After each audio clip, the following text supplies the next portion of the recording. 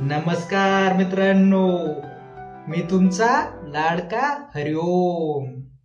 Ayurveda with हरिओम या आयुर्वेदाच्या प्रवासात तुमचं मनपूर्वक स्वागत आहे.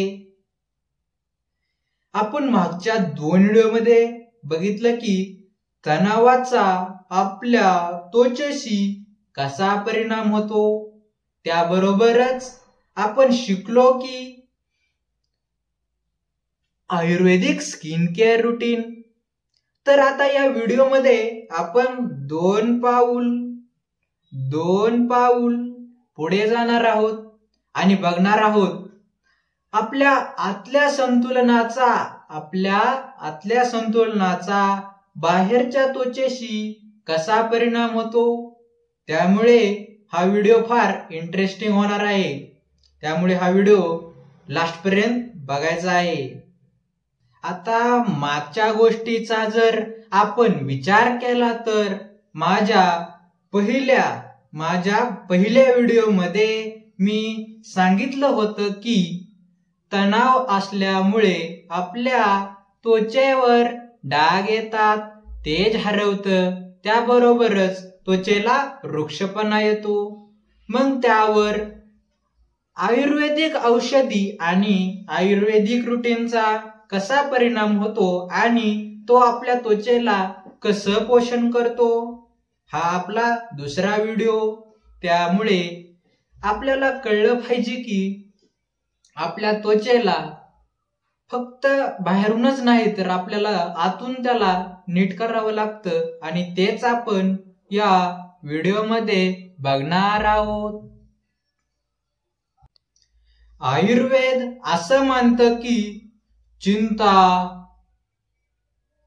क्रोध आणि शोक या मानसिक दोषामुळे आपल्या रसधातू म्हणजेच आपल्या शरीरात निर्माण होणारा सर्वात पहिला धातू, त्याबरोबरच त्वचेचे पोषण करणारा धातू हा कमजोर बनतो.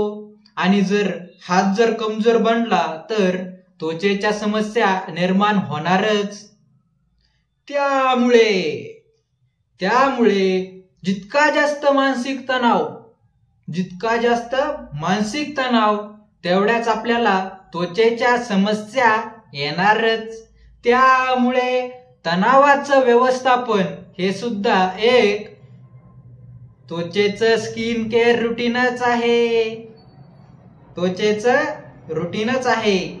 त्यामुळे मानसिक तणाव कमी केला पाहिजे.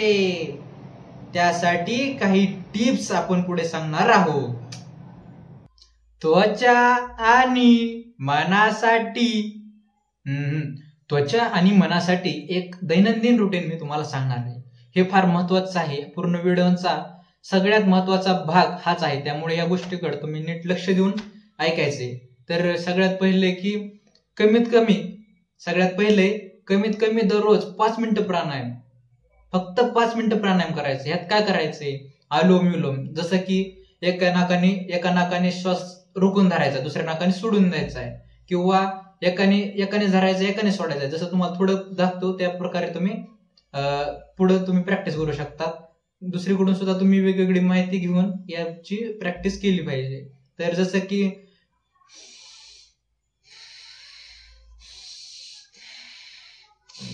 आता ह्याचा फायदा काय, तर हे वात शांत करण्यासाठी फार उपयुक्त असतं. वात काय करतं, जे आपले वेगवेगळे व्याधी ते जास्त तर वातामुळेच होते निर्माण. त्यामुळे जर हे वात शांत झालं तर आपण त्वचेच्या समस्या सुद्धा आपल्या म्हणजे निघून जातात.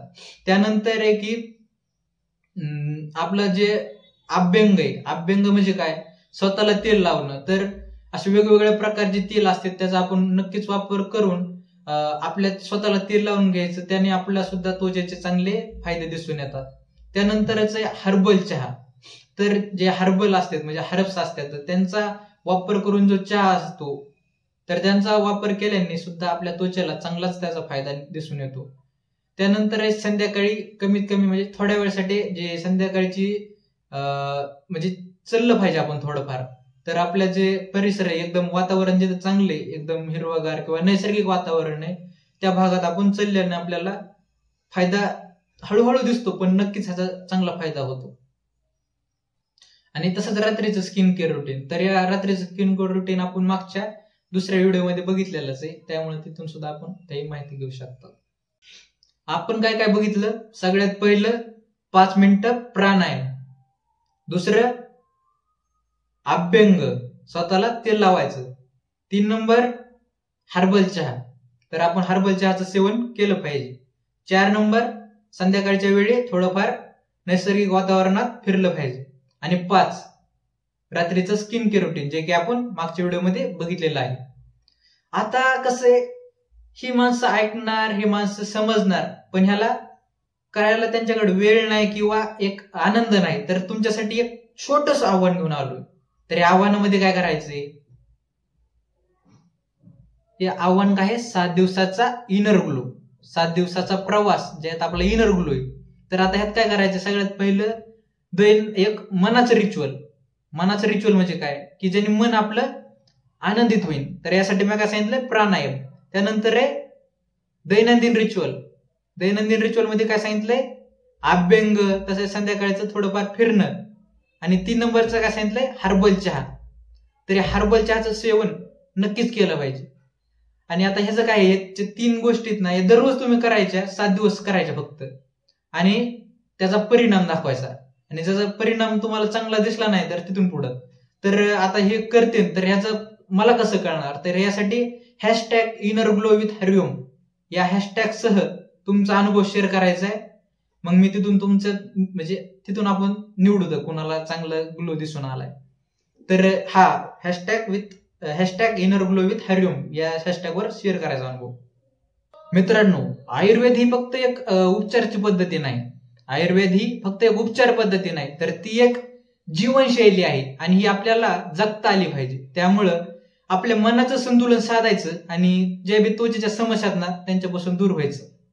मनाचं संतुलन साधलं की बऱ्याच काही अशा गोष्टी ज्या आपल्याला सहजासहजी मिळू शकत नाहीत, पण मनाच्या संतुलनाने एकदम सहज मिळू शकतात.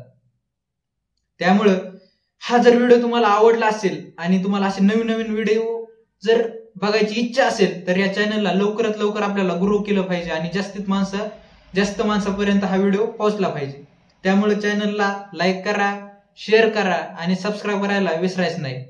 पुन्हा भेटूया एका नवीन व्हिडिओ सोबत. तोपर्यंत जय हिंद, जय आयुर्वेदा, जय भारत. धन्यवाद.